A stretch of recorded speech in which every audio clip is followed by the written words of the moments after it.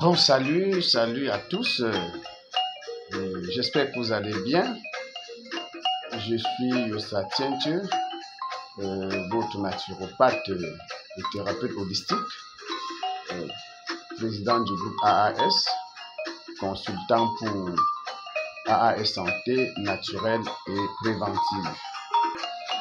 Voilà, je fais cette petite vidéo pour répondre à la question que la plupart des personnes me posent concernant l'alimentation, à savoir qu'est-ce que la bonne alimentation sur un plan général, c'est-à-dire en général, quand peut-on dire qu'on s'alimente bien, qu'on a une bonne alimentation. Comme je le dis de façon très originale dans mes enseignements et dans mes coachings sanitaires préventifs, j'aime définir la bonne alimentation. La bonne alimentation, disais-je, comme étant un concept.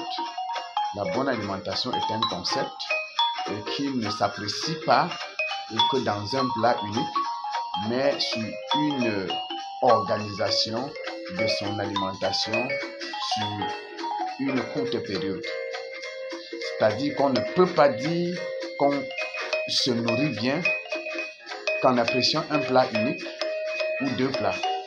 Mais on peut dire qu'on se nourrit bien par rapport à l'appréciation de son alimentation sur une courte période. Et cette bonne alimentation produite sur une courte période devrait être reproduite sur une moyenne période, puis sur une longue période. Donc, c'est une reproduction des courtes bonnes alimentations qui font une bonne alimentation sur le long terme. J'aime souvent dire que la bonne alimentation vérifie la caractéristique SE4V. Retenez bien, SE4V. SEVVVV. La bonne alimentation, c'est SE4V. Donc, quand une alimentation vérifie le concept SE4V, elle est bonne. S, ça veut dire saine. Une bonne alimentation est saine.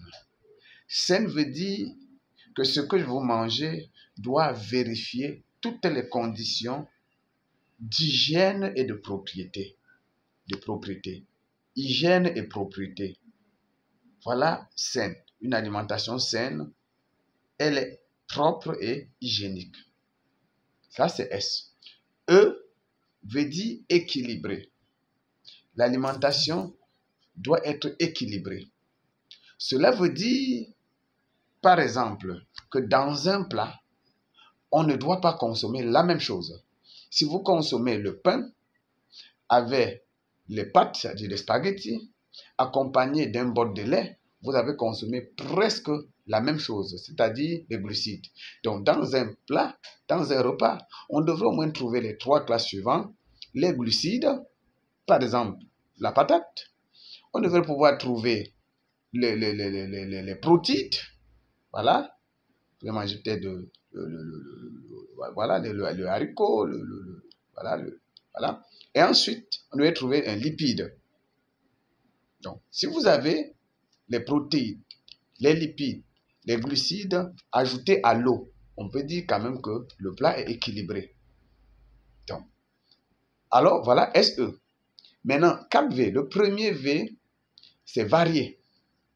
L'alimentation doit être variée.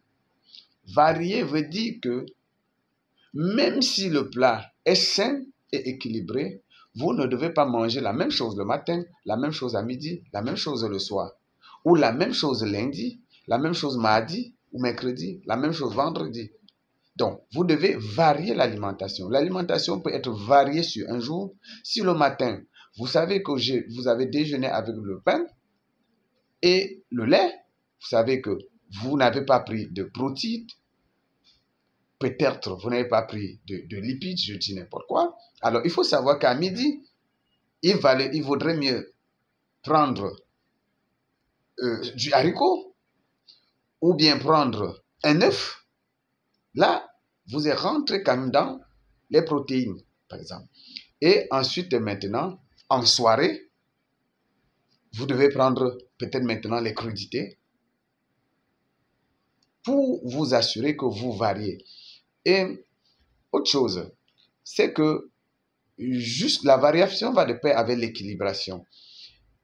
Même si vous mangez équilibré, il ne faut pas que vous mangez la même chose. Si vous mangez protéines, lipides, glucides dans le même plat, il ne faut pas que le mardi ou le mercredi, ce soit exactement la même protéine, le même lipide et le même glucide. Ça veut dire quoi? L'avocat, c'est un glucide. L'huile de maquereau, l'avocat, c'est un lipide. L'huile de maquereau, c'est un lipide. L'huile d'olive, c'est un lipide. Si vous avez consommé l'avocat ce matin, demain, il faut penser à faire votre omelette avec l'huile d'olive. Ça veut dire que vous avez dans le petit déjeuner d'aujourd'hui et de demain, vous avez toujours un lipide. Mais sauf que vous avez varié le lipide que vous avez consommé. Donc, il faut varier, même dans une même classe d'aliments, il faut varier le type. Ça, c'est le premier V. Le deuxième V veut dire vrai. Si vous voulez, par exemple, consommer de la viande ou de la protéine animale, si vous allez dans une ferme, vous prenez un poulet, on tue, on vous grille, vous le mangez, vous avez la certitude d'avoir consommé du poulet.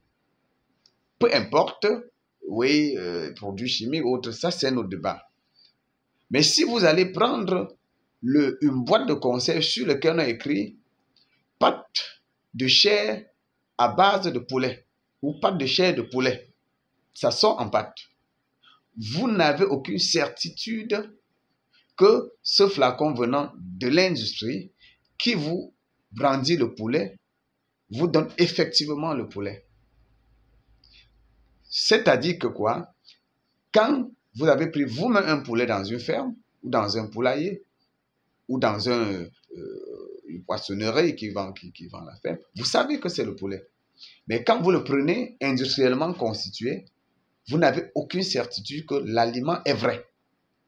Je ne veux pas dire bon, je parle de vrai. Savoir que ce que vous consommez est vrai. Si vous voulez consommer le jus de pomme, si vous prenez 3 pommes, que vous lavez, que vous broyez dans un mixeur, vous avez le verre de jus de pomme. Vous avez la certitude que cet aliment est vrai.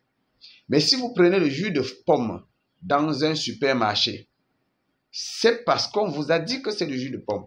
Vous n'avez aucune certitude que c'est vrai, que ce jus de pomme est vraiment fait à base de pomme ou que c'est le jus de pomme. Donc, l'alimentation, la bonne alimentation doit, autant que faire se peut, être vraie. Bien. Autre chose, le troisième V, c'est végétal. La bonne alimentation doit être plus végétale qu'animale. Exemple, si vous avez besoin de protéines et on a dit tantôt que s'il fallait faire un choix entre la viande de bœuf en charcuterie industrielle, peut-être sous forme de pâté, et la viande de bœuf sortie d'un abattoir, d'une boucherie, alors il faut préférer celle qui sort d'un abattoir parce que vous voyez, vous avez la certitude que c'est le bœuf, donc c'est vrai. C'est un aliment vrai. Mais s'il faut choisir entre la viande de bœuf et le poulet, vous devez choisir la viande blanche au lieu de la viande rouge. Nous restons là toujours dans la recherche de protéines. Maintenant, s'il faut choisir entre le poulet et le poisson, vous allez choisir le poisson. Bien, maintenant, s'il faut choisir entre le poisson et le haricot, ou entre la viande et entre le poulet ou le bœuf, de toute façon, entre la protéine animale et la protéine végétale, il faut préférer le haricot. Donc, la bonne alimentation doit être végétale à l'opposé de l'animal. Si il vous faut du lait, le meilleur choix serait de choisir le lait de baobab ou le lait de sorgho ou le lait de mil que de choisir le lait de vache. C'est-à-dire que dans n'importe quelle classe d'aliments, s'il y a un choix à faire, le meilleur choix serait végétal et non animal. Le dernier V, et il est capital, c'est vivant. Il faut manger ce qui est vivant que de manger ce qui est mort. La bonne alimentation, le bon aliment est vivant et non mort. Bien. Oui, nous venons de dire que la bonne alimentation est végétale. Bien. Mais ce n'est pas suffisant. Oui, cela veut dire que il faut manger les arachides. Cela veut dire que il faut consommer de l'ail. Il faut consommer du persil. Mais sauf que il ne faut pas consommer les aliments morts. Il faut consommer les aliments vivants. Au lieu de griller l'arachide, il faut le consommer cru. Il faut le consommer même si c'est sec. Sec n'est pas mort. Un aliment sec n'est pas un aliment mort. Mort, c'est quand c'est passé au feu ou quand c'est passé au congélateur à moins de 100 degrés.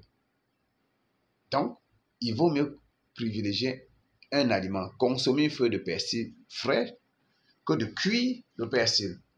Consommer de l'ail cru que de consommer de l'ail cuit pour bénéficier effectivement de toutes les vertus nutritionnelles et médicinales de l'aliment. Ne consommons pas les protéines mortes, mais consommons les protéines vivantes.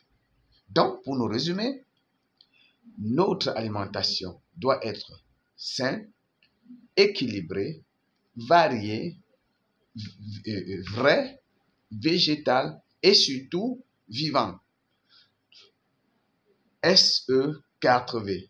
Nous reviendrons insister sur cet aspect d'alimentation vivante dans notre prochaine vidéo afin que notre organisme ne soit pas un cimetière où nous enterrons les protéines, les aliments morts et dont l'organisme doit se battre pour éliminer ce qui nous vieillit, nous détruit la santé, nous détruit l'immunité, mais que notre organisme soit un champ d'entretien de la vitalité, de la vie affectée d'un organisme végétal, par exemple, à un organisme vivant qu'est notre corps, afin que l'aliment que nous consommons ne soit que une affectation d'un organe qui est l'aliment venant d'un organisme vivant qui est la plante vers un organisme vivant qui est notre corps, où cet organe qui est l'aliment, disons-le ainsi, doit continuer sa mission d'augmenter, de cultiver, de perpétuer, d'entretenir la vie dans notre organisme comme il le faisait dans l'organisme vivant qu'est la plante. Nous y reviendrons. Merci.